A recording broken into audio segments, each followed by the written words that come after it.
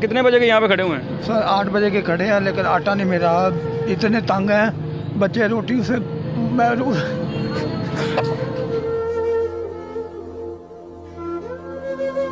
India में free food grain scheme चल रही थी, लेकिन अब इंडियन गवर्नमेंट ने इस बजट में 2 लाख करोड़ रुपया एलोकेट करते हुए उसे एक्सटेंड किया है।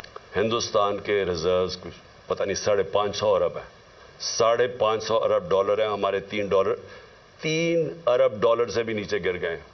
लेकिन सवाल मेरा ये है कि 1947 में उन्हें मिला ही सब कुछ ऐसे था कि आप ये कह सकें, आप ये कहें कि भाई उनका तो ये, उनके पास ये चीज़ें मौजूद हैं इसलिए हम उनसे कंपेयर नहीं। उन्हें भी तो जो हमें मिली थी चीज़ ऑलमोस्ट वैसी ही मिली थी। कैसे उन्होंने बेहतर किया? आपको पता है, जब मैं इंडियन चैनल कभी मेरे नजरों से गुजरता है, आपको पता है आज हिंदुस्तानी चैनल आपके मुल्क का मजाक उड़ा रहा है। वो इमरान खान का नहीं उड़ा रहा है, पाकिस्तान का उड़ा रहा है।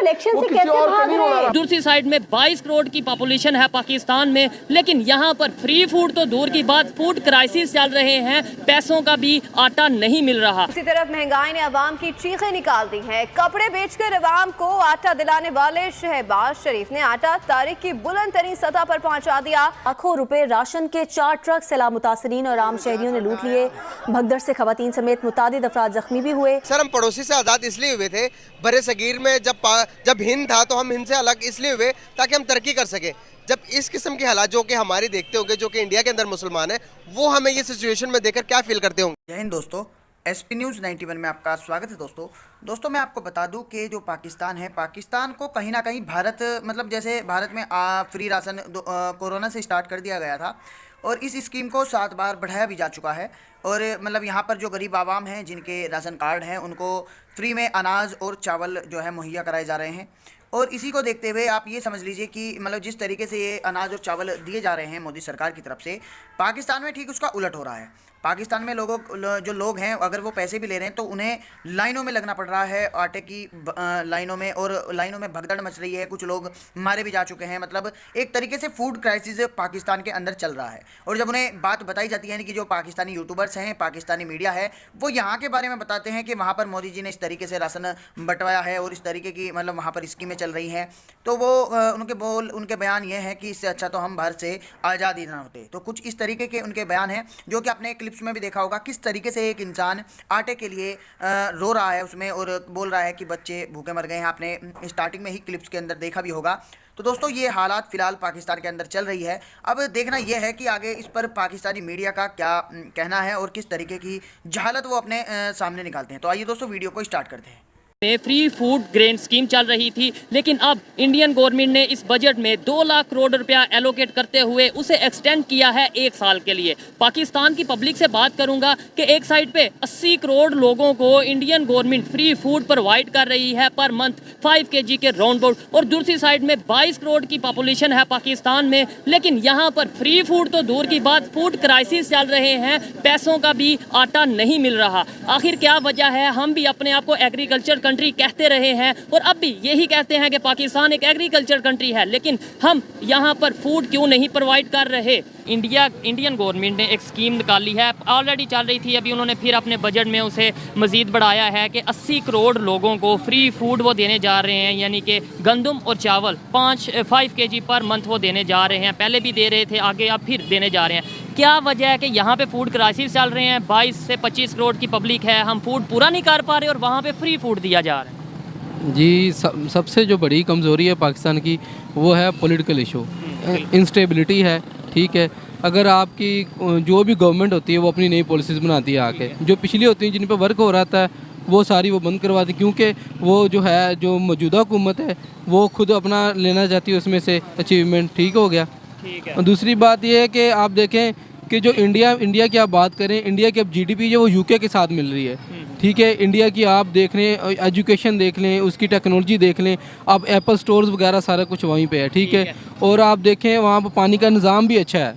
ठीक है, वहाँ पे ये हंगामी सूरत हाल के लिए उन्होंने डैम्स हर चीज़ बना के रखी हुई है। आपके पास वही डैम्स हैं, ठीक है, आपने फंड रेज किया, उसका कोई पता नहीं कहाँ गया। कालाबाग डैम देख लें, उस पर आपकी सियासत हुई, आपके जितने भी डैम और जो भी पानी का मसला उस पर भी आप सियासत कर रहे हैं। ठीक है, आपकी बात को मैं बिल्कुल एग्री करता हूँ, 100% एग्री करता हूँ। उनका बिजली का सिस्टम ठीक है, उनका पानी का सिस्टम बेहतर है, IT एजुकेशन सब कुछ मानता हूँ। लेकिन सवाल मेरा ये है कि 1947 में उन्हें मिला ही सब कुछ ऐसे था कि आप ये कह सकें, आप ये कहें कि भाई उनका तो ये, उनके पास ये चीज़ें मौजूद हैं इसलिए हम उनसे कंपेयर नहीं। उन्हें भी तो जो हमें मिली थी चीज़ ऑलमोस्ट वैसी ही मिली थी, कैसे उन्होंने बेहतर किया? असल में देखें कि जो इंडियंस है ना, उन्होंने जब UK वाले गए, मतलब कि जब बरसगीर था तो उन्होंने, यहाँ से, हाँ जी, तो जो गोरे थे ना बेसिकली उन्होंने गोरों का अपना मेंटोर तब भी रखा, उनकी पॉलिसीज वो अपनाते रहे हैं। ठीक है, जो पाकिस्तानी थे ये ज़रा माशाल्लाह मुस्लिम टाइप बनते थे ज़्यादा। ठीक है, इन्होंने क्या किया है, इन्होंने कहा जी हम वो इनका ऑप्शन थी, ये इस्लाम में मना है, नॉलेज था नहीं, फोटो खींचना भी मना, वीडियो भी वही मना, ना, आज सब कुछ वही मौलवी साहब आजकल बड़े बैनर्स बने हुए हैं, टच मोबाइल है, सारा कुछ है उसमें। आप साथ अच्छा कहें, अच्छा वो भाई कह रहे हैं पाकिस्तान को बुरा मत कहें। मैं, हम बुरा कहने का मतलब ये होता है या क्रिटिसाइज करने का मतलब ये तो नहीं होता कि हम पाकिस्तान को नीचा दिखा रहे हैं। असल में ये जज्बाती फैसले होते हैं, ये जज्बाती लोग होते हैं, ठीक है ना। असल में हम किसी की तरक्की बर्दाश्त नहीं कर सकते, मसला ये है। हम जब कंपैरिजन करते हैं, आप स्टैटिस्टिक्स देख लें, इंडिया हमसे बहुत ऊपर है। आप छोटी कंट्री हो, आपका ऊपर जाना ज़्यादा इजी था, इंडिया बहुत बड़ी कंट्री है। ठीक है, यही बात है कि मतलब क्या वजह है कि हम लोग पीछे से पीछे और जज्बाती बहुत हैं। मतलब अभी जैसे ये भाई पीछे बोल रहे हैं, आप आए कैमरे के आगे आगे ज़रा बात करें। अच्छा, ठीक है, मुझे ये बताएं वजह क्या है, कैसे अवेयरनेस आ सकती है, उन्होंने कैसे अपनी पब्लिक को बदला, उन्होंने कैसे अपने सिस्टम को चेंज किया? उनकी अवाम तो एजुकेटेड है, ठीक है, और वो इतनी इंतहा पसंद नहीं है, वो एक वो सेकुलरिज्म भी है। अल्हम्दुलिल्लाह मुसलमान है, इसका मतलब ये नहीं है अगर कोई बंदा गलती कर देता है, ठीक है, उसको जी मार दो, कत्ल कर दो, ठीक है, जज्बाती होते हैं। अब अगर एक ने सारी उम्र दूसरे को वोट डाला है, हमारे बड़ों ने, तो उन्हीं को डालना है, ये बात नहीं है। सबसे पहले हमें तनकीद बर्दाश्त करनी चाहिए, फिर उसके बाद कोई बेहतर कर रहा है उसे अप्रिशिएट करना चाहिए। बिल्कुल यही बात है सर। हम पड़ोसी से आज़ाद इसलिए हुए थे, बड़े सगीर में जब हिंद था तो हम हिंद से अलग इसलिए हुए ताकि हम तरक्की कर सके। जब इस किस्म के हालात जो कि हमारी देखते होंगे, जो कि इंडिया के अंदर मुसलमान है, वो हमें ये सिचुएशन में देखकर क्या फील करते होंगे? नहीं, आप ये नहीं कह सकते कि हम लोग इसलिए कि हम तरक्की करेंगे, हम लोग एक नजरिए के तहत जो है उनसे अलहदा हुए थे। जो भी हमारा नजरिया था उसका मकसद तो यही था ना कि हम डेवलप हो सके ज़्यादा, हम अपने इस्लाम को ज़्यादा तरीके से फॉलो कर सके, इस्लाम की आज़ादी हो। क्या समझते हैं आपके वो सब चीज़ें हमने हासिल कर ली? बिल्कुल भी नहीं की सर। पड़ोसी मुल्क ने अपना बजट का ऐलान किया जो कि $550 बिलियन का बजट।